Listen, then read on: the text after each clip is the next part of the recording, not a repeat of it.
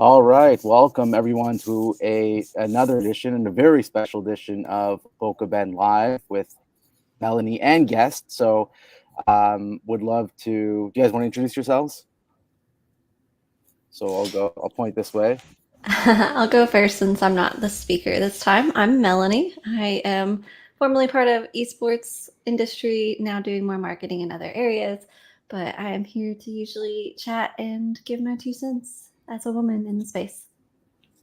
Awesome, Cool. and then I'll point downwards. Yeah, hi, I am Dr. Adrienne Schneer. I am a professor of over 10 years. I'm on admissions committees at the graduate and professional school levels, and I'm the CEO and founder of Apply Yourself the Advancement Spot, where we help university and mature applicants get into their dream programs, law school, medical school, dental school, master's programs, you name it. Our clients are there internationally, and just so excited to be here today. Thank you for having me. Awesome, it's definitely a pleasure. So I will say, we are going to get, since Melanie and I have not had a session in I think like 2 or 3, even maybe 3 weeks. So there's a lot of bombshell news we're going to talk about. So don't worry, that's coming. We'll talk about Panda and Activision and all that great stuff. But you know what? We needed some. We need a fresh face. We need some youth into the Boca Ben line live stream. Why, Melody? Does that offend you? I don't even know how old you guys are. It doesn't matter. It's because of me. I'm the old. It was me, not you guys. I'm the old guy. So to inject some youth, and getting into college and university is something that is not easy. And you sort of struck a really interesting niche where you're helping students, whether they're mature or maybe after undergrad, get into some of the difficult programs. So just curious, like, how did you start? How did you get into this? Yeah, that's a great question. So I founded Apply Yourself without really knowing it in 2015 when I was writing my PhD application in Starbucks. And parents and their kids would come up to me, kids, I'm talking university students, would come up to me and they would say, what are you working on? You sure have a lot of books and, a lot of papers. And I would say, oh, I'm writing my dissertation. They say, oh, you've been through, these really intense application cycles. Would you mind looking at our materials? We're applying to medical school, law school, master's programs. And I'd say, sure. And what ended up happening was parents and their kids would know when I was there and they would bring me their materials. And it got to the point that I actually needed to work on my dissertation and be productive. And so I started doing house calls, and that's really how this started. And that was back in 2015. And at the time I was on admissions committees as well. And so I really had amazing insight into what admissions committees are looking for, how admissions committee members advocate for applications for candidates that they want to get in. And it's so political behind the scenes. It's so, Oh, I love that. Okay, oh good. my So gosh. now I'm Yeah, gonna I need to finish, but we're gonna go down that road in a second. absolutely. Yeah. So that was back in 2015. And, fast forward 7 years later, we have clients from coast to coast in Canada and internationally. Our clients are getting in at the graduate and professional school levels, at Columbia, NYU. I mean, you name it, our clients are there. And it's really because of not only the tremendously hard work that they put in, but also because of our philosophy, which is a non-competition philosophy. And that's also based on my experience in highly competitive programs. I've seen what competition does to people, and it can be incredibly toxic in people's lives. And so at Apply Yourself, we have a 100% non-competition policy. Now, that doesn't mean that the programs themselves aren't competitive to get into, but what it means is we learn how to focus on you here. We focus on you. We learn how to showcase you because that's who matters, nobody else. And that is why we find such high success rates in our community. That's great. Melanie, do you already know where I'm going with this? Because I saw you had a smirk. Did you? Okay, fine, maybe. So what I'm curious, I don't know if it's like would say it or not, but I just feel like anytime I fill out any application form, bank loan, reward club, I don't know, anything, and it asks me for my race and gender, that like as soon as I pick like white, and well, it's debatable if I'm two races or not. I have to see. I may have some Asian heritage, but that aside, as soon as I say white and male, I feel like my application goes to the bottom of the pile for whatever it is. I'm just gonna say that, like, I worry about my kids too. That, like, so does that happen? Is that a factor in schools and some of the people in schools that you work with? I think that's a great question, and it's actually a question that a lot of people are afraid to ask, and they sort of ask me that very coyly, and they're afraid to say the words. But you know what? It's a question, and it's totally valid. And my experience is that when we're talking about these sort of like check boxes that we're talking about, the sort of affirmative action is like the formal sort of name for it when we're talking about EDI and those types of considerations, they're typically considered along with the application, but they're not the number one thing that's considered. And what I think is really important is that your application is being considered fairly on its merits. And I think that is something that is not widely known, that your application really is being considered on its merits, at least in my experience. And sometimes what happens is when there are two potentially applications that are at the same level of qualification, or they're considered sort of at the same level in the admissions process, then maybe that will be a factor. But typically what happens is that certainly what I've seen is many applications where those boxes are ticked, but then the materials fall short, and those people didn't have a chance anyway because their written materials were never going to be sufficient the way that they were written. And so every single piece of the application has to be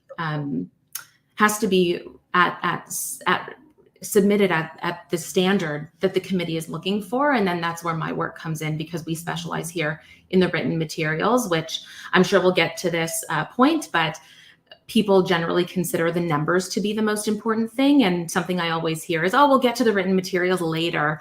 But actually getting to the written materials as early as possible is one of the most beneficial things that you can do, because your written materials are make or break, no matter what numbers you have, no matter your scores, no matter your grades.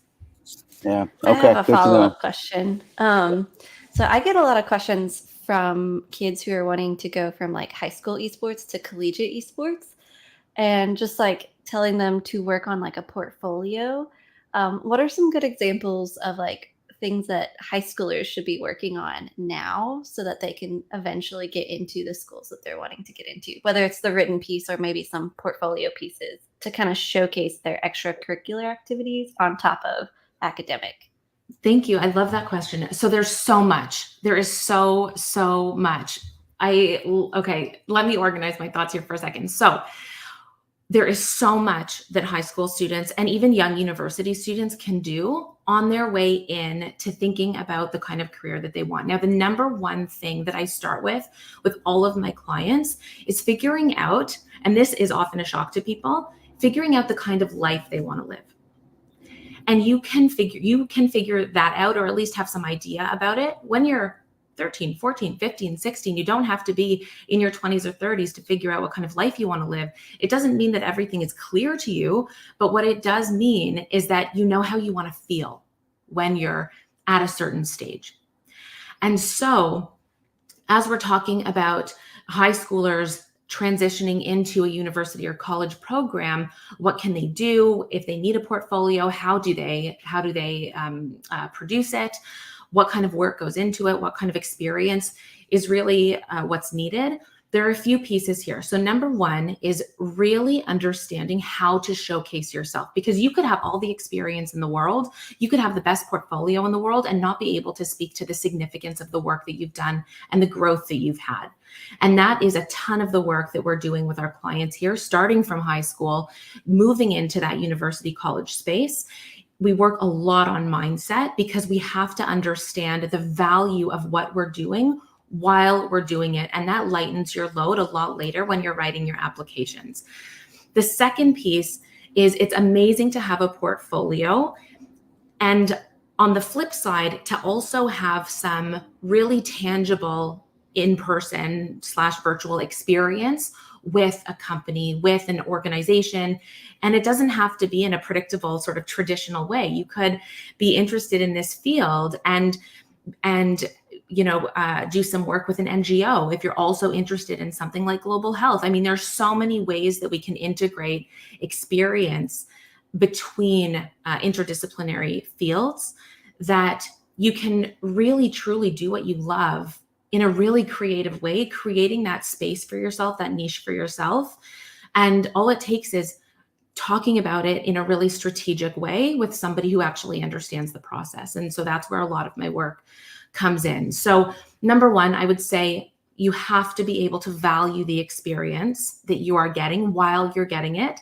And you have to be able to value the experience looking back on it with, hindsight and the ability to actually reflect productively on that experience. And then you have to be able to actually get that tangible experience and be able to really develop your skills in a way that you are able to talk about in a really productive, constructive way that will be compelling to a committee who's reviewing your application. And it doesn't just stop at academic committees. It also extends to job search committees and panels, which I'm also on. And so what we're talking about here, it's not just for academia, it's also for our professional lives. Yeah, you stole my comment. I was like, oh my gosh, so many people need help with just that reflection for their own jobs. Like, oh, I just manage papers, blah, blah, blah, but being able to find the value in that and continue to communicate that in your next position. Yeah. Yeah. And something I always say is that we're always advancing. We never stop advancing. We never stop moving forward. Even if we're feeling a little stuck, that's actually a moment of growth because you've identified, okay, something's not working for me right now. Something's not working and I need to figure out a way out of feeling stuck. And that is a huge moment of growth that often comes with a lot of disappointment. And the really important thing is that we're identifying it. We're not being too hard on ourselves about it because we're giving ourselves the opportunity to move forward with that reflection, with that thought, with that intentionality. And that's so much of what we do here. Awesome. I want to just kind of switch directions a little bit, but still staying in with that theme of how do you sort of prepare yourself? We talk a lot on the show about cancel culture or accountability culture.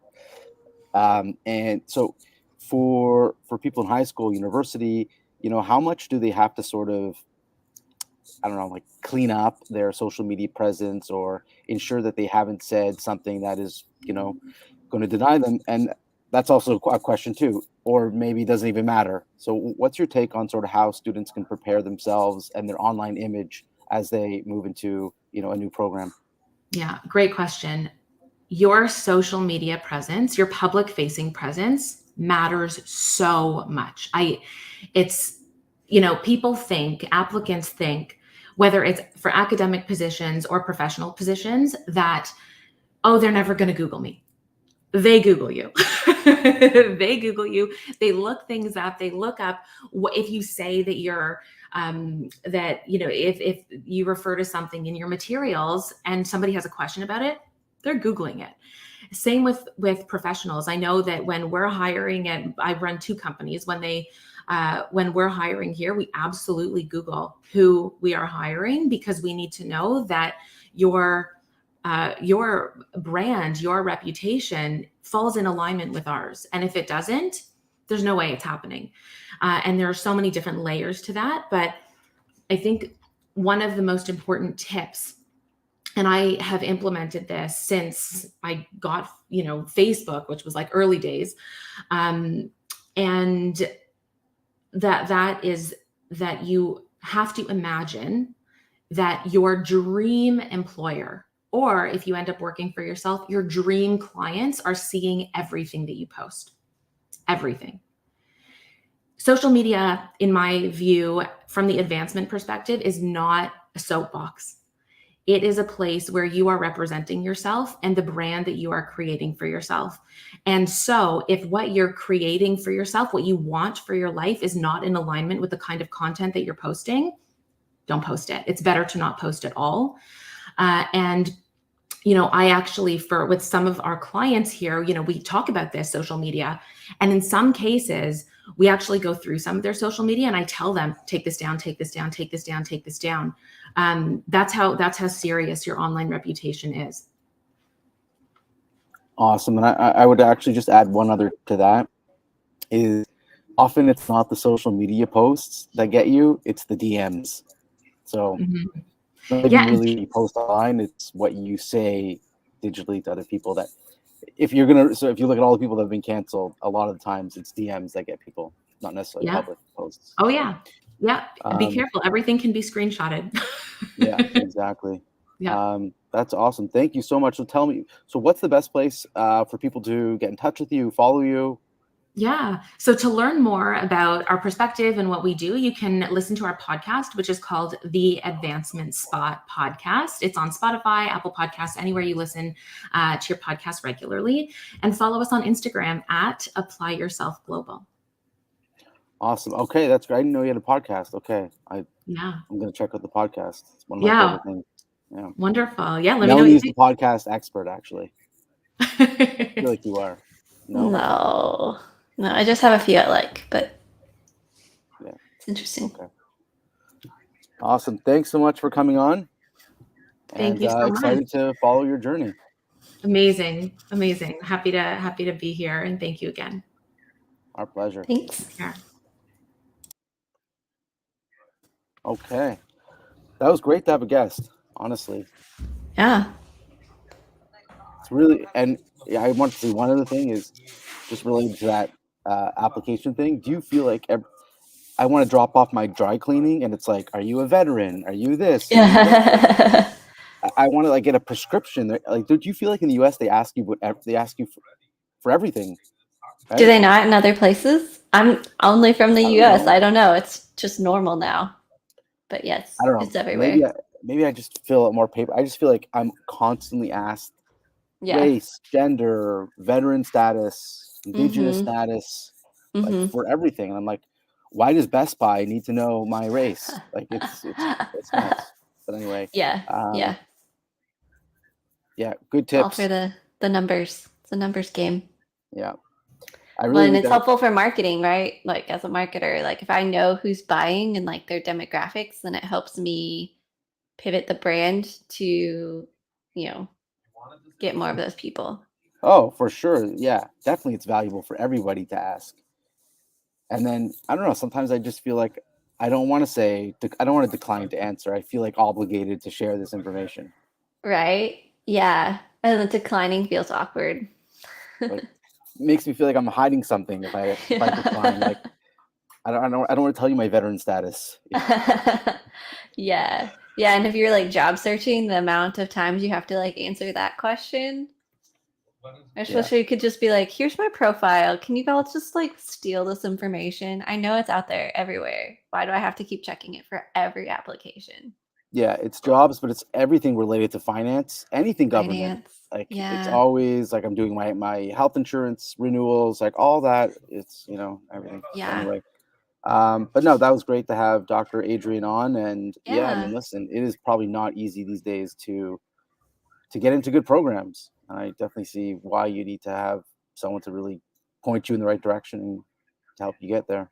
Yeah, especially the written part. I agree with what she said. That's the part that people kind of drop off, and that's so important. And then understanding your value. I think everybody can just work on that in general, understanding what you can pull out from your experiences and communicate it in a valuable way so that you can get your job, your application, your college, whatever.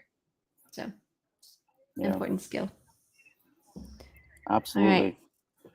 Gaming headlines. I am out of the loop because I've just kind of been disconnected for 3 weeks. So I'm going to let you lead the news and I will put my 2 cents in. You know how I feel about, I never want to be the type of guy who kicks somebody when they're down, I don't like to bring up these scandalous things, even though inside I'm like, wow, I love talking about it. I didn't actually think that you were that way because we usually talk about We it. do? Okay. I mean, I try not to be like TMZ, and Yeah. be Okay, like yeah. sharing gossip. I try not, Gossipy. yeah, Yeah. gossipy. Listen, to summarize Smash, I don't even know. Like, you just got to watch like a 20-minute video to understand. And even for me to even the last part, see, okay, I guess I have to go from the beginning. I know nothing. I know Okay, you know nothing. nothing. So I'm going to summarize. The Smash community has never been supported by Nintendo. Right. We know that. And if anything, I would even say Nintendo has been a detriment to the community. They've shut down events. Yeah. Anything that messes with the IP, 100% shut down. Any mods. So Yep. it's always been a thorn in the Smash community. Then, I think it was last year, maybe even earlier the year before, Panda announced that they got the sort of first license from Nintendo to run a Smash tournament, which was absolutely groundbreaking, a really amazing thing. So they're going through with this, Panda World Tour, the Panda Circuit. Yep. And then at the same time, there's another organization, which is the company is VG Bootcamp, but the brand is Smash World Tour, is coming on and running events as well. And according to them, they were in discussion with Nintendo and were kind of sort of doing it all, with their knowledge, even though they didn't actually have a license from Nintendo. Then right before Thanksgiving, the bombshell happens where it's announced that the Smash World Tour, which was, I think, only weeks away from their championship, is shut down immediately because of Nintendo was shutting it down effectively. And with that, they came out with a very long, lengthy statement saying that one of the reasons it was shut down is because the CEO of Panda, who got the license, was encouraging Nintendo to shut it down, or definitely working against them to make sure that the competitor is shut down. So how does that look to the Smash community? It looks like you're stifling competition, which is never good for the community. So massive, like, you got to see some of the tweet. Like, there's so much hate. I really, when he says, I feared for my life, I believe him. Like, there was so much hate. And then he comes out with his statement. He's really challenging a lot of the things in a very long thing. And that now really the whole Smash community went from having these two really great circuits to having zero, because this one is going to be postponed, and that whole organization is probably in shambles. So hopefully I explained Smashgate in a nutshell. Yeah. No, that makes sense. From my previous experience, working with Nintendo is very difficult. There's a lot of hoops to jump through, but also being part of a tournament like organizer, you want everybody in yours so that you look good, and you like we've talked about this. We don't shy away from, like, that's capitalism. Of course he's gonna want his brand to do better, and of course he's gonna have those quiet, like, conversations of like, well, can you, like, favor us? Like, I don't judge people doing that. I don't agree with it. I'm a fan of having multiple types of competition and opportunities for people, but I also understand it. Like, it's a business. If he has a partnership and there's some agreements in that partnership that his organization is the only one, like, Nintendo legally needs to uphold that. And so it's like you have, like, the legalese of that. And I'm gonna guess that Nintendo didn't break anything because their legal team is, like, on point. But at the same time, it's like, I mean, everybody pushes their brand. Like, that's the whole thing, like, with Apple and, like, the App Store and, like, paying things. Like, everybody wants to make the money. So for you're more sympathetic to Panda, who wanted to shut down what they perceived was an unlicensed competitor. Yes, I do. Wow. I might get hate for that, but wow, we're on the and it's funny because I actually thought I would be in your position. Typically, I'm right. I'm a rule follower, though. If you have rules and an agreement, like, you need to follow the agreement. If Nintendo's not following the agreement, yeah. So their position was, Nintendo was kind of like. Of course, I don't know all the on. details. Like, Right. let me just preface everyone before you send me hate. One, I'm not on Twitter very much anymore, but two, I don't know all the details. So please, this is just me overarching ideas. No, but you're correct. That did happen. Even though it did sound like Nintendo was kind of leading them, suggesting that they could get a license, they did acknowledge at the end of the day, when push came to shove, they had to announce it, and they were going to announce it without Nintendo's approval. And they agreed that they did that. Yes, I mean, I do agree. You should try to quash your competitors, but at the same time, I really like free market capitalism, and I like to see competitors compete against each other. Yeah. And it didn't seem very fair that Nintendo was going to give out one license, right? And we've seen that with Play Versus and League of Legends. We've seen that when other publishers Yes. give out a single license, it doesn't really end well. No. And this is another great example of. I was trying not to bring up well. specific examples, but yes. Listen, yes, it did not go well. Yeah. But at the same time, the company wants to make money, and the people in the company who's working really hard wants to see. So, like, even if you take the money part away, as somebody who worked in Play Versus, like, I gave my like soul to it, right, for a while. It's so to protect like all that work that all the great people are doing there is also important. But I am a fan of, yes, if you are like, I would prefer multiple tournaments and organizations because one, that's how you find new talent. Yeah. And so you have more opportunities to build up these people who might eventually be pro, and then maybe we can actually win something on a national level or an international level. But I also know the legal side of things. And if a company is handing out legal agreements, then you have to protect yourself as the company who went through all the hoops to get that legal agreement. Yeah. So for me, it's more bad on Nintendo than anyone else, which everybody already disliked them for these reasons. But like, I would not hate on Panda for trying to protect themselves in that situation if they've gone through the legal steps and all the paperwork to get Nintendo to agree. Yeah. So definitely read a little bit more before you use the words "I agree with Panda" in the same sentence. I was just like, from your overview and what I was just told. Okay, fine, but I should also include there were nefarious allegations. Okay. I don't agree with that. I'm a rule follower. I like being nice and polite. Being that good he was to people. Telling organizers that the Smash World Tour would be shut down, which I guess he's kind of right to say that it did. So, but anyway, okay. What does Nintendo get out of this? Like, I don't think they're getting money for the license. It's not a money thing. I think it's just maybe controlling their IP the best way possible. Yeah. Anyway, let's switch gears. They're very protective over their IP. Very. Yeah. So speaking of Nintendo and IP, another story to talk about is Call of Duty is coming to Nintendo Switch for 10 years. That's crazy. I mean, I didn't know if Call of Duty was on Nintendo or not. I don't play Switch. But that's pretty good. On our Switch, it's like little kid games, so yeah. Yeah, I don't know. Apparently you couldn't get Call of Duty or Warzone on Switch. Now you can. Now you can. It's all those Switch players. Yeah. Now I'm like trying to like defend myself. Like, please, people don't come after me. I don't know all the details. No. I would say it seems like 80 to 90% of people are in favor of Smash World Tour. No, it's more like that.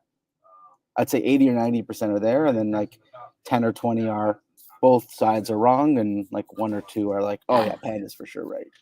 I'm gonna say everyone's wrong in the situation. Yeah. Everyone made poor choices. Yeah. Just let the people play and have fun. But in terms of like education, I was saying to some of the, esports programs that I'm in touch with that this is an unbelievable learning opportunity. Like, this would be a great case study for students to learn so many aspects of this industry. in bringing down this saga. So Yeah. okay.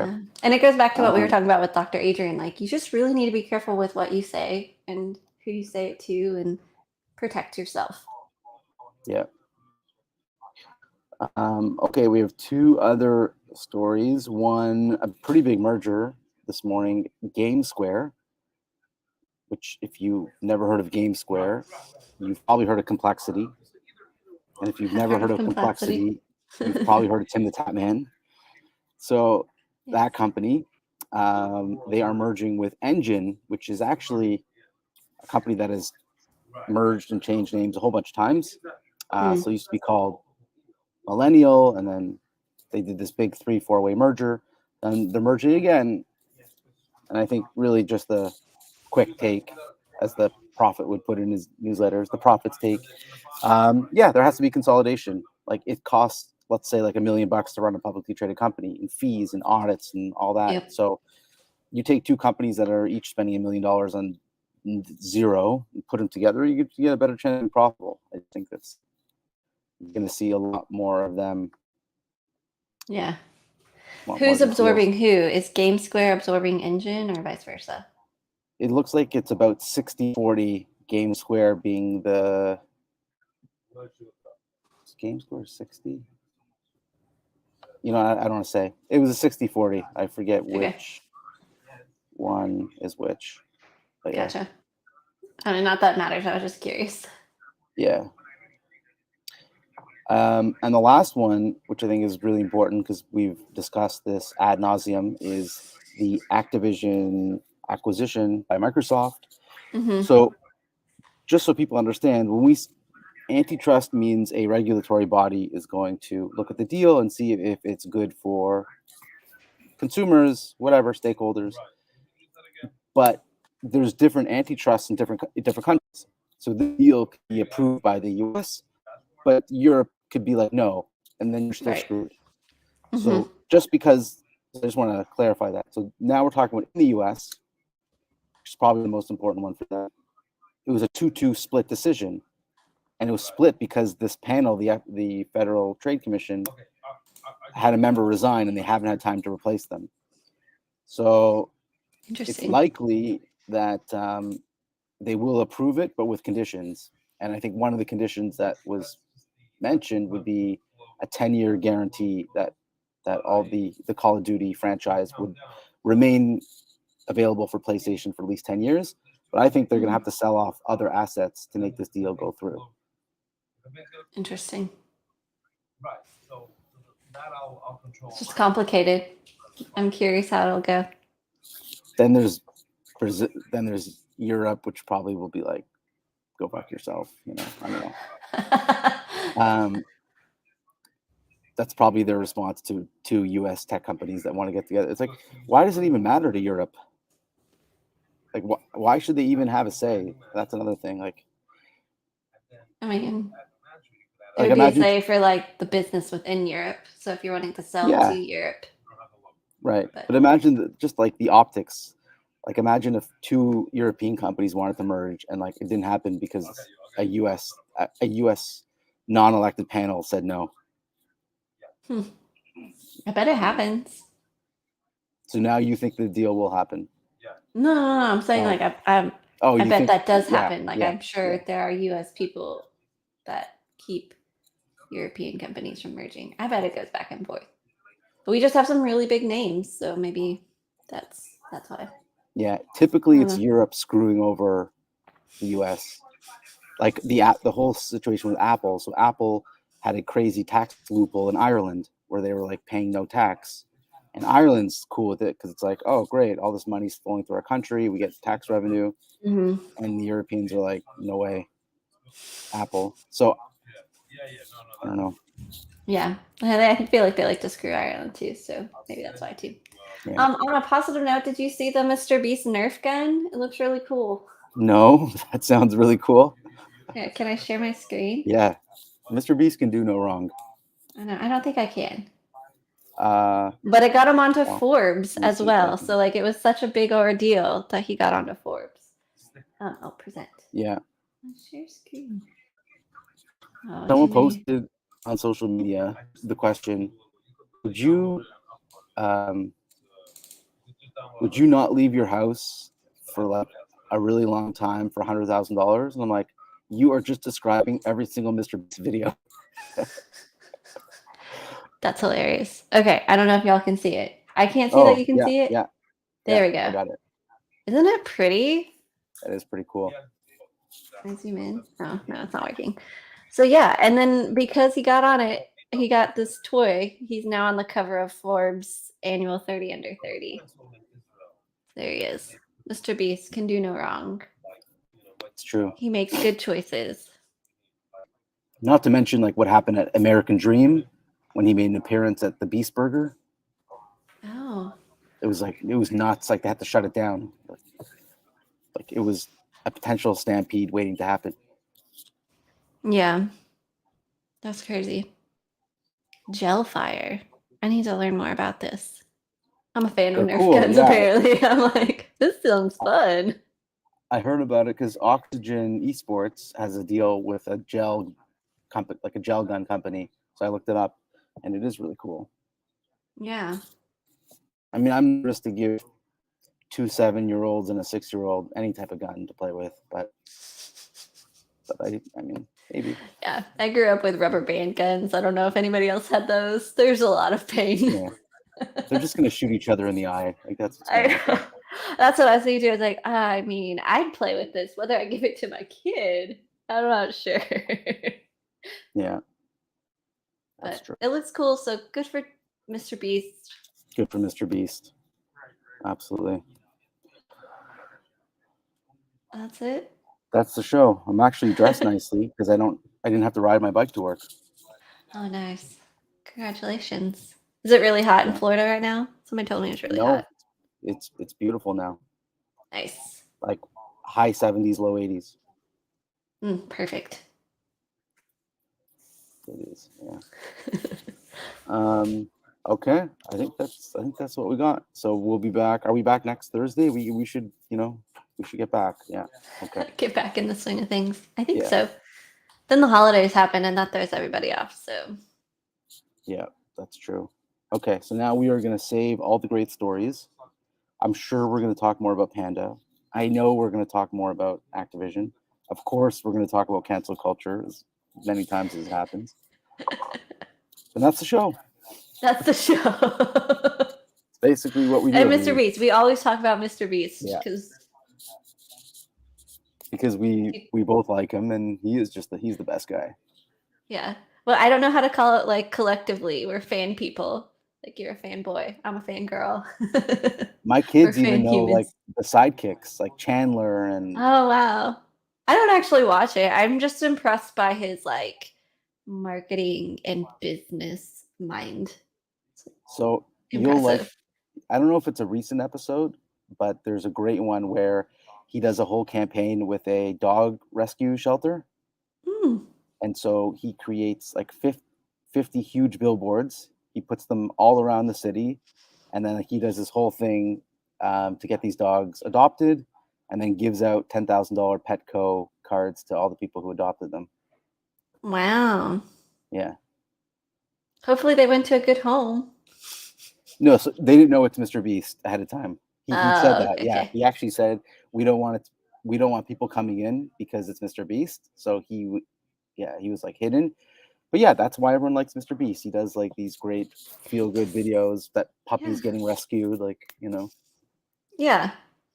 Yeah. And he's good at staying out of controversy. So Yeah.